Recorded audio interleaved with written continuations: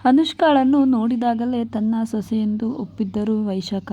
ಆದರೆ ರಣಧೀರ್ ರಾಯ್ ಯಾಕೋ ರಾಘವ್ ಮೇಲೆ ಸಿಟ್ಟಾಗಿದ್ದರು. ಆದರೆ ಅವರಿಗೆ ಗೊತ್ತಿತ್ತು, ಇವರು ಒಪ್ಪಲಿ ಬಿಡಲಿ ರಾಘವ್ ತನ್ನ ತೀರ್ಮಾನವನ್ನು ಎಂದಿಗೂ ಹಿಂದೆ ಹೋಗುವುದಿಲ್ಲ ಎಂದು. ಅಲ್ಲದೆ ಅವರು ರಾಘವ್ ಮದುವೆಗೆ ಅದೆಷ್ಟು ಪ್ರಯತ್ನಿಸಿದ್ದರು. ಆದರೆ ರಾಘವ್ನನ್ನು ಒಪ್ಪಿಸಲು ವಿಫಲರಾಗಿದ್ದರು. ಹಾಗಾಗಿ ಸದ್ಯ ನನ್ನ ಮಗನಿಗೂ ಒಬ್ಬ ಹೆಣ್ಣು ಇಷ್ಟ ಆಗಿದ್ದಾಳಲ್ಲ ಎನ್ನುವ ಖುಷಿಯು ಮನದ ಮೂಲೆಯಲ್ಲಿತ್ತು. ರಾಘವ್ ಸ್ವೀಟಿ ಬರುವ ತನಕ ಮನೆಗೆ ಬರುವುದಿಲ್ಲ ಎಂದಿದ್ದರಿಂದ ಬೇರೆ ಏನೂ ಹೇಳದೆ ರಾಯ್ ಫ್ಯಾಮಿಲಿ ತಮ್ಮ ಮೆನ್ಷನ್ಗೆ ಹಿಂತಿರುಗಿದ್ದರು. ಅನುಷ್ಕಾ ಮತ್ತದೇ ಒಂದು ಹಠ ಮಾಡುತ್ತಾ ತನ್ನ ಬ್ಯಾಗ್ ಹಿಡಿದು ಮನೆಯಿಂದ ಹೋಗುವುದಾಗಿ ಹೊರಟಿದ್ದಳು. ಆದರೆ ರಾಘವ್ ಎಲ್ಲಿ ಯಾರು ಮಾತು ಕೇಳುವವನಿದ್ದ. ರಾಘವ್ ಎಲ್ಲಿ ತನಕ ಮಾತು ಕೇಳಿಸಿಯೇ ಅಭ್ಯಾಸ. ಕೇಳುವುದು ಅವನ ಡೈರಿಯಲ್ಲೇ ಇಲ್ಲ. ಇನ್ನು ಅವನ ಮುದ್ದಿನ ಹೆಂಡತಿ ಮನೆ ಬಿಟ್ಟು ಹೋಗುವಳು ಎಂದರೆ ಇನ್ನು ಅವಳ ಮಾತು ಹೇಗೆ ಕೇಳುತ್ತಾನೆ ಹೇಳಿ ರಾಘವ್. ಅವಳು ಪ್ರಯತ್ನಿಸಿದಷ್ಟು ಗಟ್ಟಿಯಾಗಿ ಉಳಿಯುವಂತೆಯೇ ಮಾಡುತ್ತಾನೆ. ಅನುಷ್ಕಾ ಬ್ಯಾಗ್ ಹಿಡಿದು ಹೊರಡಲು ಮುಂದಾದಾಗ ತನ್ನ ಫೋನ್ ಹಿಡಿದು, ನನಗೆ ಯಾಕೋ ಇವತ್ತು ನಮ್ಮಿಬ್ಬರ ಮದುವೆ ವಿಡಿಯೋನ ಸೋಷಿಯಲ್ ಮೀಡಿಯಾಗೆ ಅಪ್ಲೋಡ್ ಮಾಡಬೇಕು ಅನ್ನಿಸ್ತಿದೆ. ಇವಾಗ ತಾನೇ ಫೋಟೋಗ್ರಾಫರ್ ಫೋಟೋ ಸೆಂಡ್ ಮಾಡಿದ್ದಾನೆ ಎಂದು ಮೊಬೈಲ್ ಹಿಡಿದಾಗ, ರಾಘವ್ ಪ್ಲೀಸ್ ನನ್ನ ಜೊತೆ ಇವಾಗಿರೋ ತಮಾಷೆನೇ ಜಾಸ್ತಿ ನನಗೆ, ಮತ್ತೆ ಅದೇ ಕೆಲಸ ಮಾಡಬೇಡ ಎನ್ನುವ ಅನುಷ್ಕಾ ನೋಡಿ, ನಾನು ಈ ವಿಡಿಯೋಸ್ ಅಪ್ಲೋಡ್ ಮಾಡಬಾರ್ದು ಅಂದರೆ ನೀನು ನನ್ನ ಮನೆಯಲ್ಲೇ ಇರಬೇಕು ಎನ್ನುತ್ತಾನೆ ರಾಘವ್. ಹೇಳಿದ್ದು ಮಾಡುತ್ತಾನೆ ಎಂದು ತಿಳಿದಿದ್ದ ಅನುಷ್ಕಾ ಸಿಟ್ಟಿನಲ್ಲಿ ಕಾಲು ಬಡಿದು ತನ್ನ ಬ್ಯಾಗ್ ತನ್ನ ರೂಮ್ ಕಡೆ ಹೊರಡುವುದನ್ನು ನೋಡಿ, ಈ ಬ್ಯಾಗ್ ಇದೇ ಲಾಸ್ಟ್ ರೂಮಿಂದ ಆಚೆ ಬಂದರೆ ಚಂದ, ಮತ್ತೆ ರೂಮ್ನಿಂದ ಆಚೆ ಬಂದರೆ ಈ ವಿಡಿಯೋ ನನ್ನ ಪ್ರೊಫೈಲ್ ಗ್ಯಾಲರಿಯಿಂದ ಸೋಷಿಯಲ್ ಗ್ಯಾಲರಿ ತಲುಪುತ್ತವೆ ಎನ್ನುತ್ತಾ ಅವನ ಫೋನ್ ನೋಡುತ್ತಿದ್ದನು. ಅನುಷ್ಕಾ ಸಿಟ್ಟಿನಲ್ಲೇ ಮೆಟ್ಟಲು ಹತ್ತಿ ರೂಮ್ ಕಡೆ ನಡೆದಿದ್ದಳು.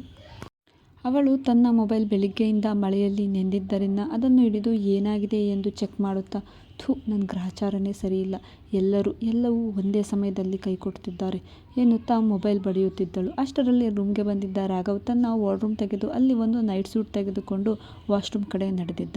ಅವನಿಗೆ ಏನು ಕೇಳಬೇಕೆಂದು ಹೊರಟಿದ್ದಳು ಅನುಷ್ಕಾ. ಆದರೆ ಅವಳು ತಲುಪುವ ಮೊದಲೇ ಅವನು ವಾಶ್ರೂಮ್ ಡೋರ್ ಮುಚ್ಚಿದ್ದ. ಬೇಕೆಂದಲೇ ನೋಡಿದರೂ ನೋಡಿದಂತೆ ಹೋಗಿದ್ದ ರಾಘವ್. ಅವನು ಬರುವ ತನಕ ಕಾದಿದ್ದ ಅನುಷ್ಕಾ ಅವನು ಬರುತ್ತಲೇ ಅವನ ಎದುರು ಕೈಕಟ್ಟಿ ನಿಂತಿದ್ದಳು. ರಾಘವ್ ಕಣ್ಣುಬ್ಬು ಮೇಲೆತ್ತಿ ಏನೆಂದು ಕೇಳಿದ. ಅನುಷ್ಕಾ ಇದೇನಿದು ಎನ್ನುವಾಗ ತನ್ನನ್ನೇ ಒಮ್ಮೆ ನೋಡಿಕೊಳ್ಳುತ್ತಾ, ಇದಾ ಏನು ನೈಟ್ ಸೂಟ್, ಇಷ್ಟ ಆಗಲಿಲ್ವಾ?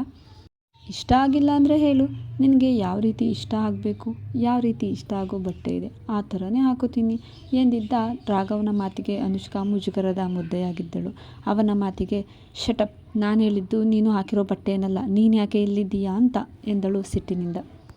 ಅವಳ ಮಾತನ್ನೇ ಗಂಭೀರವಾಗಿ ಕೇಳಿಸಿಕೊಳ್ಳುತ್ತಿದ್ದ ರಾಘವ್ ಅವಳ ಮುಖಕ್ಕೆ ತನ್ನ ಮುಖವಿಟ್ಟು, ನಾನು ಯಾಕೆ ಈ ರೂಮ್ನಲ್ಲಿದ್ದೀನಿ ಅಂದರೆ ಇದು ನನ್ನ ರೂಮ್, ಸೊ ಅದಕ್ಕೆ ನಾನು ಇಲ್ಲೇ ಇರೋದು ಎಂದವನನ್ನು ದೂರ ತಳ್ಳಿ, ಸರಿ ನಿನ್ನ ರೂಮ್ ನೀನೇ ಇರು, ನಾನು ಬೇರೆ ರೂಮ್ಗೆ ಹೋಗ್ತೀನಿ ಎಂದು ಹೋಗುತ್ತಿದ್ದ ಅನುಷ್ಕಾಳನ್ನೇ ನೋಡುತ್ತಾ ಕೈಕಟ್ಟೆ ಹಾಕಿಕೊಂಡು, ಈ ಮನೆಯಲ್ಲಿ ಬೇರೆ ರೂಮ್ ಯಾವೂ ಕೂಡ ಇಲ್ಲ, ಬೇರೆ ರೂಮ್ ಎಲ್ಲ ಕೂಡ ಖಾಲಿ ಇಲ್ಲ, ಎಲ್ಲ ಫಿಲ್ಲಪ್ ಆಗಿವೆ, ಸೊ ನೀನು ನನ್ನ ಜೊತೆನೇ ಇಲ್ಲೇ ಇರಬೇಕು ಎಂದಿದ್ದನು. ಅವನ ಮಾತಂದ ಅಲ್ಲೇ ನಿಂತ ಅನುಷ್ಕಾ, ವಾಟ್, ಪರವಾಗಿಲ್ಲ, ನಾನು ಕುಕ್ಕಿದಾರಲ್ಲ ಅವ್ರ ರೂಮ್ನಲ್ಲೇ ಮಲಗ್ತೀನಿ, ನನಗೆ ನಿನ್ನ ಜೊತೆ ರೂಮ್ ಶೇರ್ ಮಾಡ್ಕೊಳ್ಳೋದಕ್ಕಿಂತ ಅದೇ ಬೆಸ್ಟ್ ಎನ್ನುತ್ತಾ ಮುಂದೆ ನಡೆಯುವಾಗ, ಓ ಹೋಗು, ನಾಳೆ ಅಮ್ಮಂಗೆ ಅವ್ರು ಹಾಗೆ ವರದಿ ಕೊಡ್ತಾರೆ ಎಂದಿದ್ದ.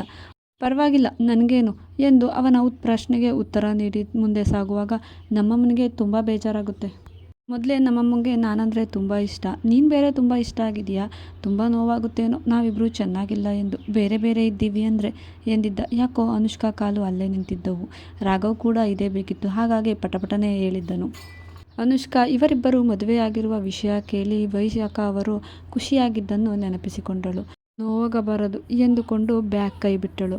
ರಾಘವ್, ಹೋಗುವುದಾದರೆ ಹೋಗು, ಕುಕ್ ಜೊತೆ ಅವಳ ಗಂಡ ಕೂಡ ಅದೇ ರೂಮ್ನಲ್ಲಿರ್ತಾನೆ, ಶಿ ವಾಸ್ ಮ್ಯಾರಿಡ್ ಎಂದನು. ಅನುಷ್ಕಾಗೆ ರಾಘವ್ ಮಾತು ಸಿಟ್ಟು ಬರಿಸುವಂತಿತ್ತು. ರಾಘವ್ ಬಳಿಗೆ ಬಂದು ಮುಂದೆ ನಿಂತಳು. ರಾಘವ್ ಬರುತ್ತಿದ್ದ ನಗುವನ್ನು ಕಂಟ್ರೋಲ್ ಮಾಡಿಕೊಂಡು ಅವಳು ಬರುವುದನ್ನೇ ನೋಡುತ್ತಿದ್ದ.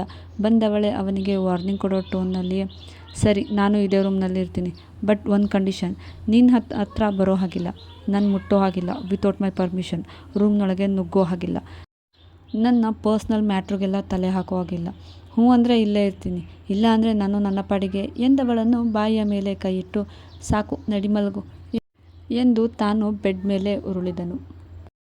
ಅನುಷ್ಕಾ ಅಲ್ಲಿ ಸುತ್ತ ಕಣ್ಣಾಡಿಸಿದಳು. ಅಲ್ಲೇ ಒಂದು ಪುಟಾಣಿ ಸೋಫಾ ಕಣ್ಣಿಗೆ ಬಿದ್ದಿತ್ತು. ತನ್ನ ಬ್ಯಾಗ್ ಸನಿಫ ಇಟ್ಟು ಸೋಫಾ ಮೇಲೆ ಮಲಗಿದಳು. ರಾಘವ್, ಅಲ್ಲೇಕೆ ಮಲಗ್ತಿದ್ದೀಯಾ, ಇಲ್ಲೇ ಮಲಕೋ ಅಲ್ಲೆಲ್ಲ ಜಾಗ ಸಾಲಲ್ಲ, ನಿನ್ನ ನಾನೇನು ತಿನ್ಕೊಳ್ಳಲ್ಲ ಎಂದವನನ್ನೇ ಗುರಾಯಿಸಿದ್ದಳು ಅನುಷ್ಕಾ. ಅವಳ ನೋಟಕ್ಕೆ ತಡಬಡಿಸಿದ ರಾಘವ್, ಪ್ಲೀಸ್ ಅಲ್ಲಿ ಮಲ್ಕೊಳ್ಳೋಕೆ ಕಂಫರ್ಟ್ ಅನ್ಸೋದಿಲ್ಲ, ಬಾ, ನಿನ್ನ ಪರ್ಮಿಷನ್ ಇಲ್ಲದೆ ನಿನಗೇನು ತೊಂದರೆ ಕೊಡಲ್ಲ ಎಂದಿದ್ದ ಬೇರೆಲ್ಲೋ ನೋಡುತ್ತಾ. ಹೌದು, ನನ್ನ ಪರ್ಮಿಷನ್ ಇಲ್ಲದೆ ಇನ್ನೇನು ಕೆಲಸ ಮಾಡಲ್ಲ ನೀನು ಅಲ್ವಾ, ಬೆಳಿಗ್ಗೆಯಿಂದನೂ ನನ್ನ ಪರ್ಮಿಷನ್ ಕೇಳೇ ಕಟ್ಟಿರೋದು ಅಲ್ವಾ ಎನ್ನುತ್ತಾ ತನ್ನ ಕೊರಳಿನ ತಾಳೆ ಹಿಡಿದಳು, ಸ್ವಲ್ಪ ಸಿಟ್ಟಾಗಿಯೇ ಗುರಾಯಿಸುತ್ತಾ. ನೀನು ಇದ್ಯಾವಾಗ ಮೆಚ್ಯೂರ್ ಆಗಿದ್ದೀಯೋ ಗೊತ್ತಿಲ್ಲ, ಒಂದು ಪರಿಸ್ಥಿತಿನ ಅರ್ಥ ಮಾಡ್ಕೊಳ್ಳಲ್ಲ, ಎಲ್ಲನೂ ಮಿಸ್ಅಂಡರ್ಸ್ಟ್ಯಾಂಡಿಂಗ್ ಮಾಡ್ಕೊಳ್ಳೋದೆ ಎನ್ನುತ್ತಾ ಸುಮ್ಮನೆ ಇದ್ದವನು ಅನುಷ್ಕಾಳನ್ನು ಎತ್ತಿಕೊಂಡು ಬಂದು ತನ್ನ ಬೆಡ್ ಮೇಲೆ ಮೂಲೆಗೆ ಮಲಗಿಸಿದ್ದ. ತಾನು ಸಹ ಇನ್ನೊಂದು ಮಗ್ಗಲು ತಲುಪಿದ್ದ. ಅಷ್ಟರಲ್ಲಿ ಬೆಡ್ಡಿಂದ ಇಳಿಯಲು ಎದ್ದಿದ್ದ ಅನುಷ್ಕಾ ಬಿಗಿಯಾಗಿ ಹಿಡಿದು ತಾನು ಹಾಸಿಗೆಯ ಮೇಲೆ ಹೊರಳಿದ. ಅನುಷ್ಕಾ ಕೊಸರಾಡುತ್ತಿದ್ದರೆ ರಾಘವ್ ಮಾತ್ರ ಅಲುಗಾಡುತ್ತಲೇ ಇರಲಿಲ್ಲ. ಇದೇನಿದು, ಬಿಡು ಕೈ ಎಂದಿದ್ದ. ಅನುಷ್ಕಾ ಕಡೆ ತಿರುಗದೆಯೇ ಅವಳಿಗೆ ಬೆನ್ನು ಹಾಕಿಯೇ, ಕೈ ಬಿಡೋದಿದ್ರೆ ನಿನ್ನ ಕೈಯನ್ನು ಹಿಡಿತಾನೇ ಇರಲಿಲ್ಲ ಈ ರಾಘವ್ ರಾಯ್ ಎಂದಿದ್ದ.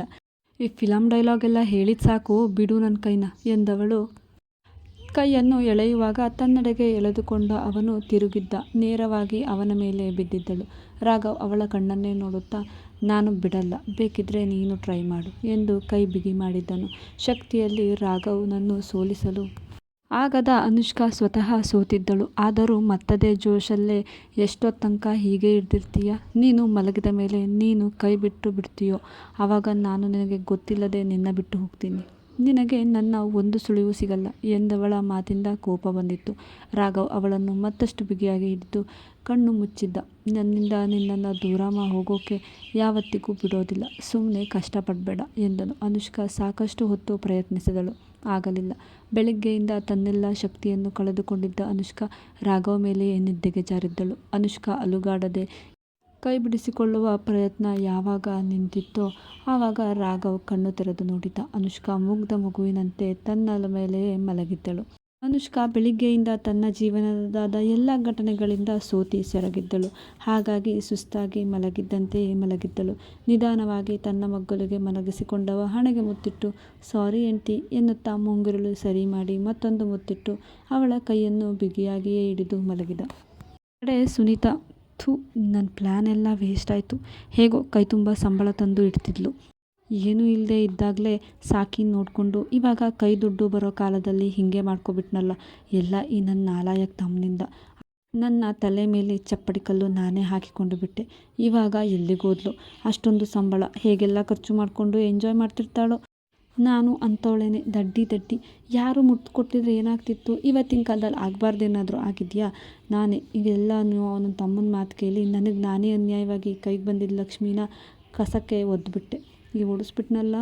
ಆದರೂ ಒಂದು ಮಾತಾದರೂ, ಇಲ್ಲ ಅತ್ತೆ ಇರ್ತೀನಿ ಅಂದಿರಲಿದ್ರೆ ಏನಾಗಿತ್ತು ಅಲ್ವೇನಾದರೂ, ಹಾಗೇನಾದರೂ ಅವನು ಆ ಕಂಪ್ನಿ ಓನರ್ ಜೊತೆನೇ, ತೋತೋ ಅವನೇನು ಅಷ್ಟು ದೊಡ್ಡವನು, ಈ ಮೂರಡಿ ನೋಡೋಕ್ಕೆ ಚೆನ್ನಾಗವಳೆ ಅಂತ ಹಿಂದೆ ಬಿದ್ದಿರ್ತಾನೆ, ಜೊತೆಯಾಗಿ ಇಲ್ಲಿದ್ದನು ಅವಳ ಅಪ್ಪನಂಗೆ ಅರ್ಧ ರೋಡಲ್ಲಿ ಕೈ ಕೊಟ್ಟು ಹೋಗ್ತಾನೆ, ಆಮೇಲೆ ಅವರಮ್ಮನಂಗೆ ಎಲ್ಲಿಗೆ ಹೋದಳು, ಬಂದೇ ಬರ್ತಾಳೆ ಎನ್ನುತ್ತಾ ಹೊಟ್ಟೆಯವರಿಗೆ ಒಂದೆರಡು ಚೊಂಬು ನೀರು ಕುಡಿದು ಮಲಗಿದ್ದಳು.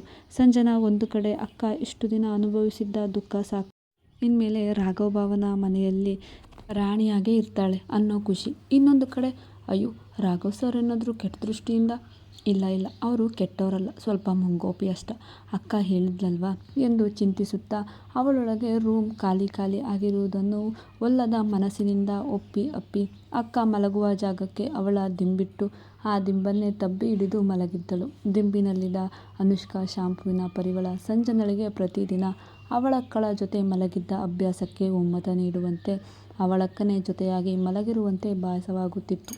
ನಕ್ಕ ಮಗ್ಗಲಿನಲ್ಲಿ ಇಲ್ಲ ಎಂದು ಅನ್ನಿಸಬಾರದೆಂದು ಬೇಗನೆ ಕಣ್ಣು ಮುಚ್ಚಿ ಅವಳ ಹಾಸಿಗೆಯ ಮೇಲಿನ ಪರಿಮಳವನ್ನು ಅನುಭವಿಸುತ್ತಾ ಮಲಗಿದ್ದಳು ಸಂಜು. ಈ ಕಡೆ ರಾಘವ್ ವಿಲ್ಲಾದಲ್ಲಿ ಬೆಳ್ಳಗೆ ಕಣ್ಣು ತೆರೆದಾಗ ರಾಘವ್ ತನ್ನ ಎದೆ ಮೇಲೆ ಅನುಷ್ಕಾ ತಲೆಯಿಟ್ಟು ತನ್ನನ್ನೇ ಬಳಸಿ ಮಲಗಿರುವುದು ಅರಿವಾಗಿತ್ತು. ಅನುಷ್ಕಾ ಸಂಜು ತನ್ನ ಪಕ್ಕ ಇದ್ದಾಳೆಂದು ತಿಳಿದು ಅವನನ್ನು ಅಪ್ಪಿ ಮಲಗಿದ್ದಳು. ಮೆಲ್ಲಗೆ ಅವಳನ್ನು ಹಿಂದೆ ಸರಿಸಿ ಹಣೆಗೊಂದು ಮುತ್ತು ನೀಡಿ, ಒನ್ಸ್ ಅಗೇನ್ ಸಾರಿ, ನಿನ್ನ ಪಡೆಯಲು ನನಗೆ ನನ್ನ ಹಠದ ದಾರಿ ಬಿಟ್ಟರೆ ಬೇರೆ ಯಾವ ದಾರಿಯೂ ಕಾಣಿಸುತ್ತಿಲ್ಲ ಎಂದವನು ಎದ್ದು ಫ್ರೆಶ್ ಆಗಲು ಹೋಗಿದ್ದ. ಅನುಷ್ಕಾ ನಿನ್ನೆ ಅವಳ ಜೀವನದ ಹೈಡ್ರಾಮಾದಿಂದ ಸೋತಿದ್ದಳು. ಅಲ್ಲದೆ ನೋವು, ಸುಸ್ತು, ಯೋಚನೆಯಿಂದ ಮನಸ್ಸು ಭಾರವಾಗಿತ್ತು. ಹಾಗಾಗಿ ಈ ದೀರ್ಘ ನಿದ್ರೆ ಅವಳಿಗೆ ಅವಶ್ಯಕತೆ ಇತ್ತು. ಹಾಗಾಗಿ ರಾಘವ್ ಎಬ್ಬಿಸದೆ ತನ್ನ ಪಾಡಿಗೆ ತಾನು ಎದ್ದು ಹೋಗಿದ್ದ. ಫ್ರೆಶ್ ಆಗಿ ಬಂದಾಗಲೂ ಮತ್ತೆ ಅಷ್ಟೇ ಚಂದದ ನಿದ್ದೆಯಲ್ಲಿ ಮಲಗಿದ್ದ ಅನುಷ್ಕಾಳನ್ನು ಕನ್ನಡಿಯಲ್ಲೇ ನೋಡಿ ತಲೆ ಸೆಟ್ ಮಾಡಿಕೊಳ್ಳುತ್ತಾ ಅನುಷ್ಕಾಳ ನಿಷ್ಕಪಟ ಮುಖ ನೋಡಿ ಚಂದದ ಮುಗುಳ್ನಗು ಬೀರುತ್ತಾ ತನ್ನ ಪಾಡಿಗೆ ಟಿಫನ್ ಮಾಡಿ ಆಫೀಸ್ ಕೆಲಸಕ್ಕೆ ಹೋಗಿದ್ದನು. ಏನೋ ಖುಷಿ ಅವನ ಮುಖದಲ್ಲಿ ಕಾಣಿಸುತ್ತಿತ್ತು. ಅವನ ಪ್ರೀತಿ ಹೇಗೋ ಅವನ ಬಳಿ ಇದೆ ಎನ್ನುವ ಖುಷಿ ಕಾಣಿಸುತ್ತಿತ್ತು. ಅನುಷ್ಕಾ 9ರ ಸುಮಾರಿಗೆ ಕಣ್ಣು ತೆರೆದಿದ್ದಳು. ರಾಘವ್ನ ಐಷಾರಾಮಿ ರೂಮ್ ನೋಡಿ ದಡಕ್ಕನೆ ಎದ್ದು ನಿಂತವಳು ನಿನ್ನೆ ನಡೆದಿದ್ದನ್ನು ನೆನೆದು ಎದೆ ಮೇಲೆ ಕೈ ಇಟ್ಟುಕೊಂಡಳು. ಸದ್ಯ ಶ್ಯಾಮ್ ಸುಂದರ್ ವಶದಲ್ಲಿಲ್ಲ ಎಂದು ಸಮಾಧಾನ ಮಾಡಿಕೊಂಡಳು. ಶ್ಯಾಮ್ ಸುಂದರ್ ಅವಳನ್ನು ಎತ್ತಿಕೊಂಡು ಒಂದು ಹೋಟೆಲ್ನಲ್ಲಿ ಅವಳನ್ನು ಬಂಧಿಸಿರುವಂತೆ ಈ ರಾತ್ರಿ ಕನಸು ಕಂಡಿದ್ದ ಅನುಷ್ಕಾ ಕಣ್ಣು ತೆರೆದು ರಾಘವ್ ರೂಮ್ ಕಂಡು ಬೆಚ್ಚಿದ್ದಳಷ್ಟೆ. ಆದರೆ ಈಗ ಸೇಫ್ ಎಂದುಕೊಂಡಿದ್ದಳು. ತಾನು ಬೇಗ ಹೋಗಿ ಫ್ರೆಶ್ ಆಗಿ ಕೆಳಗಿಳಿದು ಬಂದ ಅನುಷ್ಕಾ ಅಲ್ಲೇ ಇದ್ದ ಕುಕ್ಕನ್ನು ಎಲ್ಲಿ ನಿಮ್ಮ ರಾಘವ್ ಸರ್ ಎನ್ನುತ್ತಾಳೆ. ಅದಕ್ಕೆ ಕುಕ್ ಮೇಡಮ್ ಸರ್ ಬೆಳಿಗ್ಗೆನೇ ಆಫೀಸ್ಗೆ ಹೋಗಿದ್ದಾರೆ. ಎದ್ದು ತಿಂಡಿ ತಿಂದು ರೆಸ್ಟ್ ಮಾಡಬೇಕಂತೆ. ಇವತ್ತು ಆಫೀಸ್ಗೆ ಹೋಗಬಾರದಂತೆ ಎಂದಿದ್ದಳು. ಇವನೇನು ಇವಾಗಲೇ ಹೆಂಡತಿ ರಾಜ್ಯಭಾರ ಮಾಡ್ತಿದ್ದಾನಲ್ಲ, ತಡಿ ಹೇಳ್ತೀನಿ ಅಂದ್ಕೊಂಡು ಅನುಷ್ಕಾ ತನ್ನ ಫೋನ್ ತೆಗೆದು ಕೆಟ್ಟೋಗಿರೋದು ನೆನಪಾಗಿ ಸುಮ್ಮನೆ ಕೊಸರಿಕೊಂಡು ವಾಪಸ್ ಬಂದಿದ್ದಳು. ದೇವರು ಮನೆಗೆ ಹೋಗಿ ದೇವರಿಗೆ ದೀಪ ಹಚ್ಚಿ ಕೈ ಮುಗಿದು ತಿಂಡಿ ತಿಂದವಳು ರೂಮ್ ಸೇರಿದ್ದಳು. ಮನೆಯಿಂದ ಆಚೆ ಹೋಗೋದು ಕಷ್ಟ ಎಂದು ಅರ್ಥವಾಗಿ ರೂಮ್ನಲ್ಲೇ ಕೂತು ಕೂತು ಬೇಜಾರೆನಿಸಿತ್ತು ಅನುಷ್ಕಾಗೆ ಅಷ್ಟೇ. ಅಲ್ಲೇ ಇದ್ದ ಬಾಗಿಲು ತೆಗೆದ ಅನುಷ್ಕಾ ಅಲ್ಲಿನ ನೋಟ ನೋಡಿ ಕುಣಿದಿದ್ದಳು. ಡೋರ್ ಮುಂಭಾಗ ಚಂದದ ಬಾಲ್ಕನಿ ಇತ್ತು. 2 ಸೀಟ್ ಸಿಟ್ಟಿಂಗ್ ಏರಿಯಾ ಮಾಡಲಾಗಿತ್ತು. ಅಲ್ಲದೆ ಬಾಲ್ಕನಿ ತುಂಬೆಲ್ಲ ಪುಟ್ಟ ಪುಟ್ಟ ಹೂ ಎಲೆ ಇರುವ ಸಣ್ಣ ಗಿಡಗಳಿಂದ ಕಂಗೊಳಿಸುತ್ತಿದ್ದವು. ಬಾಲ್ಕನಿ ನೋವು ಡೋರ್ ತೆಗೆದು ಆಚೆ ಬಂದಿದ್ದ ಅನುಷ್ಕಾ ತನ್ನೆಲ್ಲ ನೋವು ಮರೆತಿದ್ದಳು. ಖುಷಿಯ ಕಾರಂಜಿಯೊಂದು ಮನೆಯ ಮೂಲೆಯಲ್ಲಿದೆ ಅನಿಸುತ್ತಿತ್ತು. ಪರವಾಗಿಲ್ಲ, ಗಿಡ ಬಳ್ಳಿ ಮೇಲೆಲ್ಲ ಆಸಕ್ತಿ ಇದೆ ಈ ಮನುಷ್ಯನಿಗೆ. ಬರೀ ನೋಡೋಕೆ ರೌಡಿ ಬುದ್ಧಿನೇ ಇರೋದು ಅಂದ್ಕೊಂಡಿದ್ದೆ. ಆದರೆ ಈ ಮನೆ ಬಾಲ್ಕನಿಯೆಲ್ಲ ತುಂಬ ಯೂನಿಕ್ ಆಗಿ ಡಿಸೈನ್ ಮಾಡಿದ್ದಾನೆ ಎಂದು ಬಂದು ಉಯ್ಯಾಲೆಯ ಮೇಲೆ ಕುಳಿತು ಅವಳು ಸಂಜನಾ ಅವಳಜ್ಜಿ ಜೊತೆ ಹಳ್ಳಿಗೆ ಹೋದಾಗ ದೊಡ್ಡ ಮರಕ್ಕೆ ಜೋಕಾಲಿ ಕಟ್ಟಿ ಆಡಿದ್ದು ನೆನಪಾಗಿ ಮತ್ತೆ ಕಣ್ಣು ತುಂಬಿ ಬಂದಿತ್ತು. ಅಷ್ಟರಲ್ಲಿ ಮತ್ತೆ ತಿಂಡಿ ಪ್ಲೇಟ್ ಹಿಡಿದು ಬಂದಿದ್ದರು ಮೇಡ್. ಅನುಷ್ಕಾ ತನಗೆ ತಿಂಡಿ ಬೇಡ ಎನ್ನಲು ಮೇಡ್ ಅವಳೆದುರು ಏನೂ ಮಾತನಾಡದೆ ಆಚೆ ನಡೆದಿದ್ದರು ರಾಘವ್ಗೆ ಕಾಲ್ ಮಾಡಲೆಂದು. ಅದೆಲ್ಲ ರಾಘವ್ ಇನ್ಸ್ಟ್ರಕ್ಷನ್ ಆಗಿತ್ತು. ಅನುಷ್ಕಾ ಸುಮ್ಮನೆ ಮನೆಯ ಆಚೆ ಕಾಣಿಸಿದಷ್ಟು ದೂರ ಕಣ್ಣಾಡಿಸಿ ನೋಡುತ್ತಿದ್ದಳು. ರಾಘವ್ ತನ್ನ ಮೀಟಿಂಗ್ ಮುಗಿಸಿ ಮನೆ ಕಡೆ ಮೇಡ್ನ ಕರೆಗೆ ಹೊರಟಿದ್ದನು. ಮುಂದೆ ಏನಾಗಬಹುದು ನಿರೀಕ್ಷಿಸಿ. ಇಂತಿ ನಿಮ್ಮ ಪ್ರೀತಿಯ ನಗುಮುಖದೊಂದಿಗೆ ಪ್ರೇಮ ಕಥೆ ನಿಮ್ಮ ಜೊತೆ ವಿತ್ ಕನ್ನಡತಿ. ಕತೆ ನಿಮಗೆ ಇಷ್ಟವಾದರೆ ಒಂದು ಲೈಕ್ ಮಾಡಿ ಮತ್ತು ಚಾನಲನ್ನು ಸಬ್ಸ್ಕ್ರೈಬ್ ಮಾಡೋದನ್ನು ಮರಿಬೇಡಿ. Thank you.